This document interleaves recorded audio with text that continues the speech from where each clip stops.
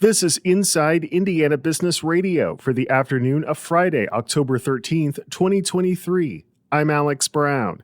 Indianapolis-based Energy Systems Network CEO Paul Mitchell says he was excited but not surprised to hear that the Midwest Alliance for Clean Hydrogen, which includes Indiana, was one of 7 groups chosen to establish clean hydrogen hubs across the U.S. Mitchell called the group's selection validation. We knew throughout this process that the Midwest was a really critical location for the future of this hydrogen economy because of the concentration of heavy industry and manufacturing, transportation and logistics. And in general, there are some unique assets, whether it's the BP Whiting refinery or some of the nuclear facilities in Illinois. As soon as we saw the opportunity come from the DOE, I think the folks in Indiana and our neighboring states kind of always knew along the way that we had a really good, strong chance here. For Indiana's part, funding will be used to produce blue hydrogen at or near the BP refinery in Whiting.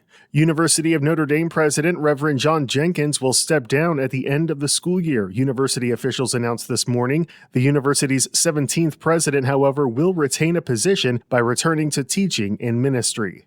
Vincennes University is using $4.5 million in state funding to expand its aviation maintenance program in Indianapolis. The university said the effort aims to double enrollment at the Aviation Technology Center and provide more high school dual credit offerings around the state. From the number one source for Indiana business news, this is Inside Indiana Business Radio. Whether it's a new hire or a noteworthy promotion, IIB's Bigwigs and New Gigs serves as a platform to promote your team. Our revamped offering includes being featured on both the newly redesigned newsletter and at InsideIndianaBusiness.com. Subscribers to the Business News subscription save $10 off every listing. Plus, you can save $100 by bundling your submission to IIB with the Indianapolis Business Journal or the Indiana Lawyer. More at InsideIndianaBusiness.com. The Indiana Economic Development Corporation is awarding $500,000 to 16 community-led projects through a new pilot program. Here's Gary Dick.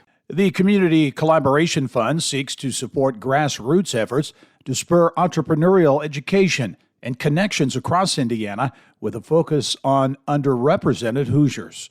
The IEDC first launched the program this summer, calling upon small business-focused organizations to submit applications for between $5,000 and $40,000 in funding. The CCF award requires a 25% local match. The 16 projects receiving funding range in scope and support businesses among underrepresented communities, including rural, women, minority, and veteran entrepreneurs. The IEDC says the projects will increase resources and direct support for entrepreneurs across Indiana through a variety of programming, such as startup accelerators and pitch competitions, one-on-one coaching and group education, mentorship and entrepreneurial ecosystem navigation, and student entrepreneurial education.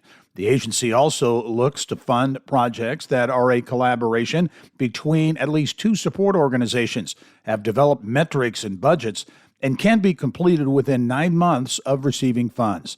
You can view the full list of recipients at InsideIndianaBusiness.com. This is Gary Dick for Inside Indiana Business Radio. The Indiana National Guard is providing space for Columbus-based Prove Mobility Ecosystem to further its mobility innovation research. The company has signed a 10-year lease for a portion of Camp Atterbury's North Post near Edinburgh to test next-generation advanced mobility developments, including autonomous vehicles. The area that is being leased includes 10.2 miles of state-owned roadways behind a secure fence line, which the National Guard says makes it ideal for secure and confidential research, development, and testing of advanced vehicle systems and technologies.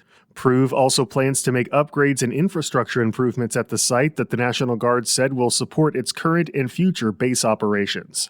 The Indiana Office of Community and Rural Affairs on Thursday announced Newcastle as the state's 2023 Preserving Main Street Community. The designation includes a $2 million grant that will be used to revitalize buildings in the Henry County City's downtown district. Okra Executive Director Denny Spinner. They've already started on the preservation journey. They have a great program in place that was showed the initiative and the desire to do this type of work in their downtown. So we felt they were ready to give the boost to move forward They showed a tremendous amount of grassroots support for the program when we went for the visit. It was all hands on deck. Everybody in town was on board with it, and the community partners that they brought to the table were very impressive.